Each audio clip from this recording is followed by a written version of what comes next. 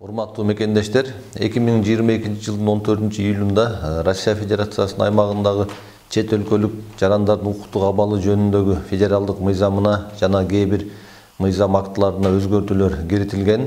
Киритилген өзгөртүүлөргө ылайык 2021 жылдын 29 декабрына чейин Россия Федерациясына кирген чет өлкөлүк жарандар медициналык кароодон өтүү, сүрөткө түшүү, ошондой эле бармак издерин каттоо, дактилоскопия процедураларын өтүшү ыктымал. Тагыраак айтканда, 2023 жылдын 10 январынан кеч калбай ушул процедураларды өтпөгөн жарандарыбыз толук өтүп болуусу зарыл.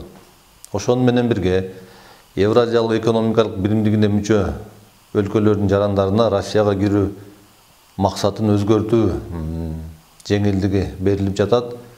Бул жеңилдикти жарандарыбыз 2023 жылдын 1 январынан баштап колдоно алышат.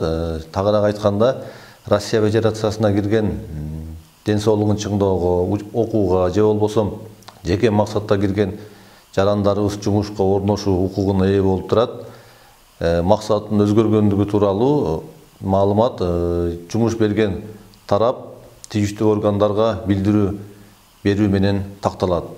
Ошондой эле Россия Федерациясынын аймагындагы жайгашкан мамлекеттик аккредитациядан өткөн университет институттарда окуган студенттер окууну бүткөн мезгилге чейин окуу максатында убактылуу жашоого уруксат кагазын ала алышат. Мындай айтканда, РВП алган укуктуу, РВПнын мөөнөтү окууну бүткөн күнгө чейин жана окууну бүткөн күндөн тарта 180 күн деп чектелген.